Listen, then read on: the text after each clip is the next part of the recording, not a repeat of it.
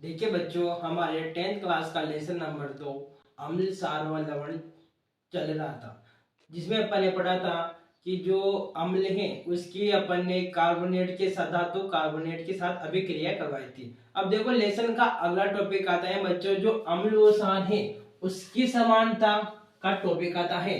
जिसे कि अपन ने जो पढ़ा था कि जो अम्ल और क्षार है उनमें अंतर पढ़ा था, ठीक उसी प्रकार उनमें अंतर पढ़ा था, उसी प्रकार अपन इन दोनों में समानताएं पढ़ेंगे। देखो इसमें बच्चों अम्ल व क्षार में समानता, इसमें अपन पढ़ेंगे अम्ल क्षार व दोनों की समानताएं। देखो इसमें अम्ल H प्लस आयन तथा क्षार OH माइनस आयन देते हैं।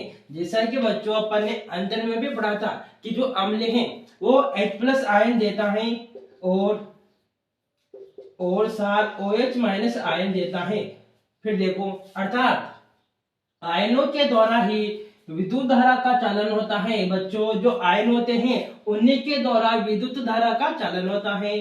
फिर देखो इसमें बच्चों अगला पॉइंट, ग्लूकोज व एल्कोहल का विलयन विद्युत का चालन नहीं करते हैं। मतलब बच्चों जो ग्लूकोज व एल्कोहल है वो उन दोनों में विद्युत का चालन नहीं होता है। या बच्चों अपन इसे ऐसे भी समझ सकते हैं कि इनमें आयन नहीं होता है, मतलब इनमें आयन नहीं पाए जाते हैं। इसी कारण इनमें विद्युत का चालन नहीं होता है। फिर देखो इसमें बच्चों अगला पॉइंट, अम्ल या क्षार में जल मिलाने पर आयन की सांद्रता में प्रति इकाई आयतन में कमी आ जाती है।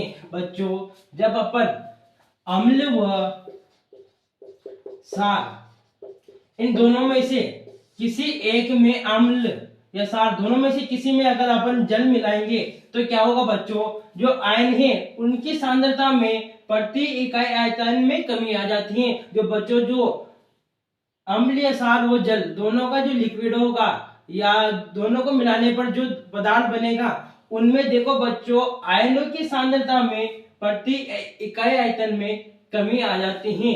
उस कमी आने को ही अपन बोलते हैं तनुकरण कहते हैं, उसी को अपन तनुकरण बोलते हैं। देखो बच्चों एक बार और समझते हैं, जो अम्ल व क्षार है